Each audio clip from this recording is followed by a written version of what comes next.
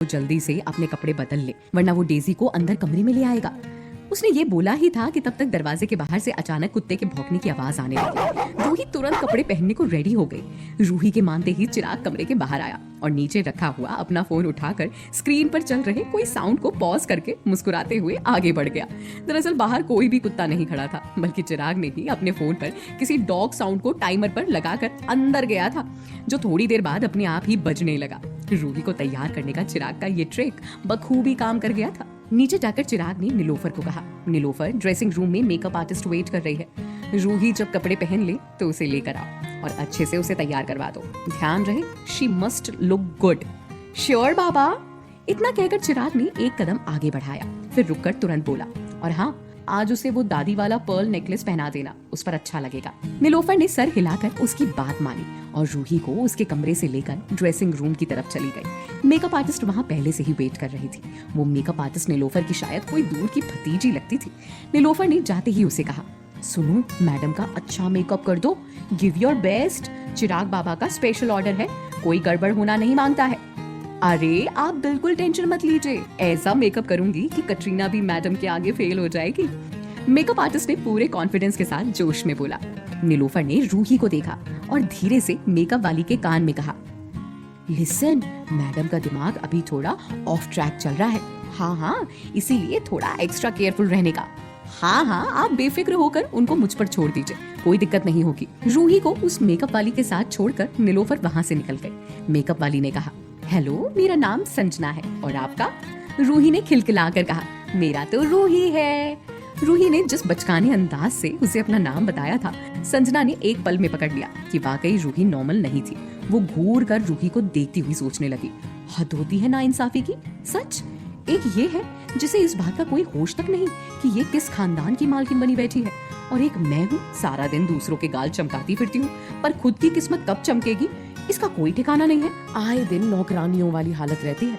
संजना ने बड़े ही चापलूस तरीके से रूही को कहा, मैडम, अब आपको आगे भी कभी जरूरत होगी ना तो मुझे बुला लेना, मैं तुरंत आ जाऊंगी।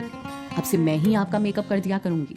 उसके हाथ तो मेकअप पैलेट पर चल रहे थे, मगर दिमाग में कुछ और ही चल रहा था। यहाँ आती जाती रहूंगी तो हो सकता है चिराग जी से कभी कभार बातचीत हो जाए। एक बार उनसे कोई कांटेक्ट बन गया फिर तो गाड़ी पटरी से निकल ही जाएगी। घर वाली ना ही सही, बाहर वाली ही बना लें तो भी चलेगा मेरे को। रूही की सारी नजर संजना पर ही थी। वो कहीं ना कहीं उसके आंखों में देख पा रही थी कि संजना की आंखें वहां रखी महंगी चीज को देखकर किस तरह टिमटिमा रही थी। वैसे तो उसे जनरली मेकअप के 1 घंटे का समय लगता है, मगर रूही की स्किन पहले से ही इतनी अच्छी थी कि उसे ज्यादा मेहनत करने की जरूरत ही नहीं पड़ी। उसने मात्र 20 मिनट में रूही को तैयार कर दिया। रूही के तैयार होते ही नीलोफर अपने साथ वो पर्ल नेकलेस लेकर उनके पास आ गई। उसने ज्वेलरी का डिब्बा जैसे ही खोलकर सामने रखा, संजना के मुंह से तो जैसे लार टपकने लगी। उसने अचानक धरल्ले से पूछ लिया, आंटी ये कितने का होगा? बहुत खूबसूरत है। नीलोफर ने संजना को घूर कर देखा और झटक कर उसे जवाब दिया, जितने का भी हो, तुमको क्या करने का है? लेकिन नीलोफर की इस डांट का उस पर कोई खास असर नहीं पड़ा। उसका मन एक के बाद एक लालच की सीढ़ियां चढ़ता गया। इस पागल के लिए लाख और मेरे लिए खाक, हाय रे मेरी किस्मत। मुझे तो लगता है मैं जिंदगी भर बस दूसरों की बीवियों को ही तैयार करते करते बूढ़ी हो जाऊंगी। कब वो दिन आएगा जब मैं खुद भी ऐसे संवर के कोई ऐसा ही कीमती हार अपने गले में भी पहनूंगी। संजना ने झूठी हंसी हंसते हुए कहा, लगता है चिराग सर वाकई रूही मैडम को बहुत प्यार करते हैं, नहीं?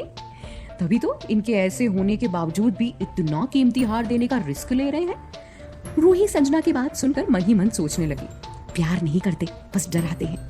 एक दिन साथ रहोगी तो समझ जाओगी। संजना का मन हार देखकर बुरी तरह मचल गया था। उससे रहा नहीं गया। उसने धीमी आवाज में नीलोफर के कान में कहा, आंटी मेरी भी यहाँ कुछ सेटिंग करा दो ना। वैसे भी चिराग जी आपकी बात तो सुनते ही हैं, और इस पागल को क्या फर्क पड़ने वाला, उनकी एक और शादी हो गई तो। हाँ आंटी प्लीज ना, थोड़ी हेल्प करो ना। वो नीलोफर का हाथ पकड़कर एकदम गिड़गिड़ाने लगी, मगर नीलोफर अपनी इस दूर की भतीजी को अच्छे से जानती थी। मर्दों के आगे पीछे घूमना तो जैसे उसके बाएं हाथ का खेल था। खुद की हालत तो उसकी लोहे जितनी थी, मगर जहां पैसे वाला कोई आदमी दिखा नहीं कि चुंबक की तरह उसके पीछे चिपक जाती थी। नीलोफर ने तुरंत उसका हाथ झटक दिया और गुस्से में बोली, आज बोल दिया, आइंदा से अपने मुंह से भी ये सब बोलने का नहीं, वरना खुदाई की कसम मैं अगली बार तुमको यहाँ फटकने भी नहीं देगा, समझा तुम? नीलोफर की फटकार इतनी जोरदार थी कि उसका मुंह बन गया था। साफ दिख रहा था कि नीलोफर को अंदर ही अंदर पछतावा हो रहा था कि उसने संजना को यहाँ बुलाकर बहुत बड़ी गलती कर दी। सब बातें होने के बाद नीलोफर रूही को लेकर बाहर आ गई। चिराग फुल रेडी होकर बाहर रूही का ही वेट कर रहा था। रूही को तैयार देखकर चिराग की तो जैसे आंखें ही चमक गई, मगर जाहिर है कि रूही का तो रत्ती भर भी अपने घर जाने का मन नहीं था।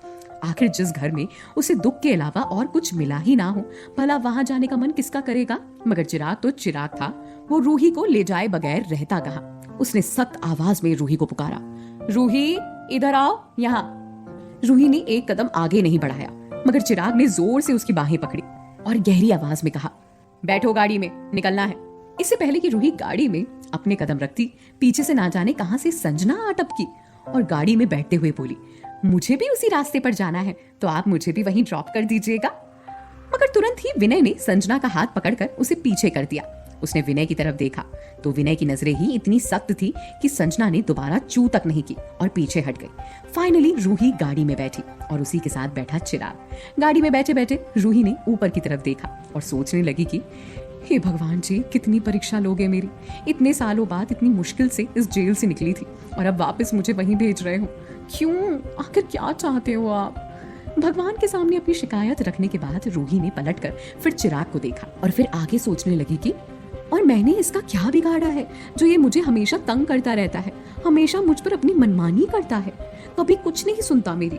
और अगर ये सब गुस्से की वजह से कर रहा है क्योंकि इसकी मुझसे शादी हो गई है, तो दादू के पूछने पर दूसरी शादी के लिए हाँ क्यों नहीं की? पता नहीं कब मेरी बात कोई सुनेगा।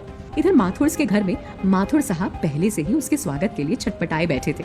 छटपटाए भी क्यों नहीं, आखिर माथुर साहब को दादू से अच्छी खासी झाड़ पहले ही पड़ चुकी थी। उन्होंने रोमा को एकदम धमका कर चेता दिया, देखो बात को समझो, अगर अहूजास हमसे दुश्मनी करने पर उतर आए तो पूरे शहर में इधर से उधर खाक छानते फिरेंगे हम, सर छुपाने तक की जगह नहीं होगी, समझी? रोमा ने एकदम बेखौफ होकर जवाब दिया, मुझे समझ नहीं आता आप इतना डरते क्यों हो? गुस्सा हो भी गए तो क्या कर लेंगे? वापस रूही को यहाँ लाकर बिठा देंगे ना, तो बिठाने दीजिए, अच्छा ही है, 2 नौकरानियों के पैसे बच जाएंगे, इससे अच्छा और क्या होगा। माथुर साहब आंखें निकालकर रोमा को देखने लगे। तभी रोमा ने फिर कहा, क्या ऐसे क्या देख रहे हो मुझे? अच्छा मान लीजिए अगर ज्यादा गुस्सा होकर बिजनेस में भी ज्यादा टांग अड़ाई तो तमन्ना है ना, उसका तो पता ही है आपको कि नमन उससे प्यार करता है और तमन्ना से ही शादी करेगा, फिर क्यों टेंशन लेते हो? घी कहाँ जाएगी, खिचड़ी में ही तो जाएगी। रूही ना सही, तमन्ना ही सही, खोई तो उस खानदान की बहू बनेगी ही, आप ज्यादा मत सोचिए। हालांकि माथुर साहब को रोमा की बात पर उतनी तसल्ली थी नहीं, मगर उस वक्त के लिए वो थोड़े शान से जरूर हो गए थे। थोड़ी देर बाद गाड़ी आकर रूही के घर पर लगी। रूही बिल्कुल दुबक कर गाड़ी में बैठी हुई थी। उसका बाहर आने का रत्ती भर भी मन नहीं था, मगर चिराग ने उसे उसके बाहों से पकड़कर जबरदस्ती गाड़ी के बाहर निकाला। दोनों को बाहर देखते ही माथुर साहब खिखियाते हुए उनके पास आ गए। अरे चिराग बेटा, आओ आओ आओ, ठीक ठाक से आ तो गए ना तुम लोग? कोई दिक्कत तो नहीं हुई रास्ते में? चिराग ने सर ना में हिलाकर जवाब दे दिया। रूही चिराग के ठीक बगल में ही खड़ी थी। माथुर साहब उसको देखते ही मुस्कुराकर बोले, कितनी बदली बदली सी लग रही है शादी के बाद। रूही बेटा, ससुराल में मन तो लग रहा है ना तुम्हारा, सब ठीक है ना? रूही ने मुंह बनाकर कहा, हाँ पर वो डेजी है ना, वो मुझे काट लेगा। ओहो, दरअसल क्या है ना चिराग बेटा कि बचपन में रूही को एक कुत्ते ने काट लिया था, बस तब से ही कुत्ते का नाम लेते ही डर जाती है ये।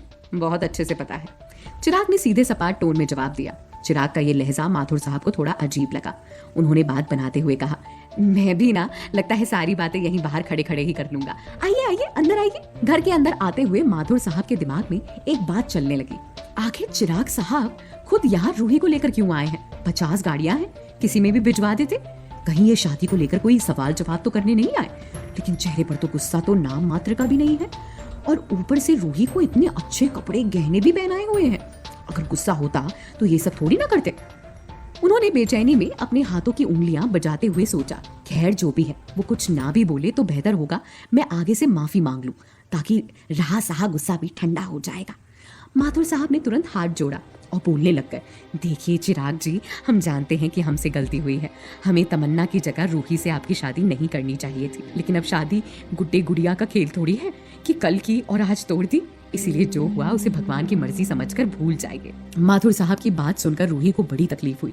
वो उनको देखते हुए सोचने लगी, शादी कोई गुड्डे गुड्डी का खेल नहीं है, ये जानते हुए भी आपने मुझे एक सस्ता मोहरा समझकर आगे कर दिया अंकल।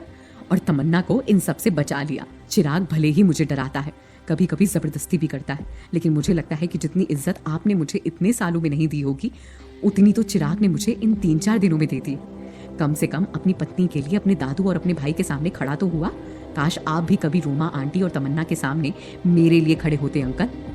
इतने में रोमा और तमन्ना भी वहां आ पहुंचे।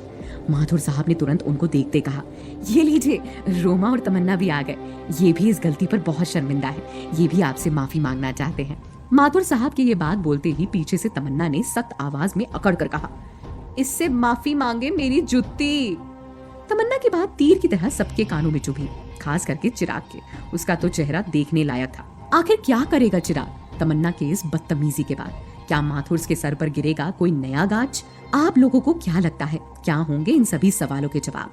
कमेंट बॉक्स में कमेंट करके जरूर बताएं और सभी सवालों के जवाब जानने के लिए सुनते रहिए अंधाधुन इश्क, सिर्फ पॉकेट FM पर।